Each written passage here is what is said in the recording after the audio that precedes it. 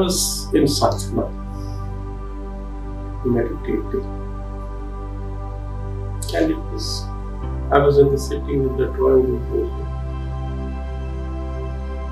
And he was a kid of 7, actually playful, sportive. So what does he do? Comes in the I've closed my eyes. He wants to play with his father. So what does he do? He comes close to me and starts poking his finger, my eyes with his fingers. He sometimes tears at the forehead. So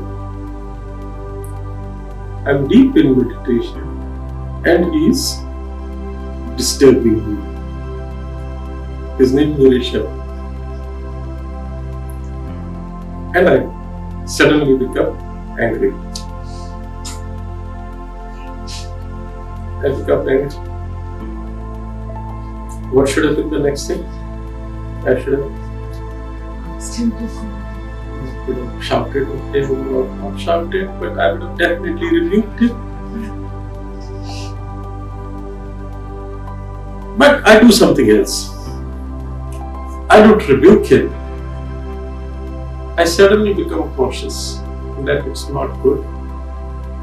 When you are in a state of meditation, to express your. So, what do I do? I stop my angry response. The moment I stop my angry response, I come face to face, not with my son, but with my anger as an external entity. Anger as an external entity, physical entity. Very difficult to imagine, visualize, but this is exactly what happened. And it falls on me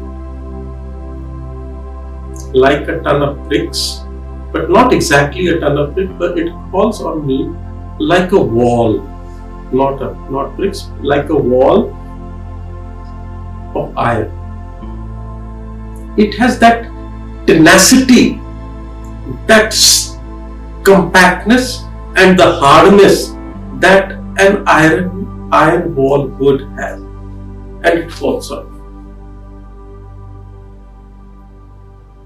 And I received the shock, but I bear it. With that day, I decided I'm not going to meditate in an open room where anyone can walk in and walk out, because if I had expressed this anger, how potent would it have been and how disastrous it would be for the mind of the child. This is the power of life force. So even when it is embedded, it has an autonomy of its own. The material world is inert, and that's why we call it, in Indian philosophy, we call it tamasic, because it follows the laws of inertia as presented in the Newton's second law of motion. It says the body continues to be in a state of rest or motion unless and until an external body compels it to change its state.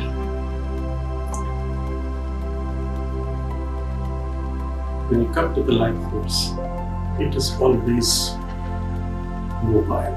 It's always moving, restless. It's like mercury. Put mercury on the palm of your hand. It will never stay at one point. That's why we say mercurial. Use the word mercurial, adjective mercurial.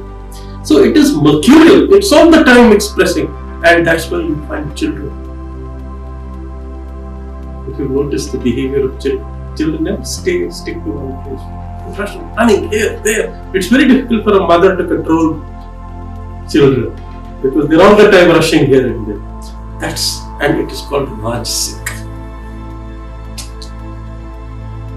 Finally, the thought world, that is your Sattva world. That is called Sattva. Tamas, Rajas, Sattva. Why Sattva? Because the tendency of the thought world is to look for meanings, to look for truth.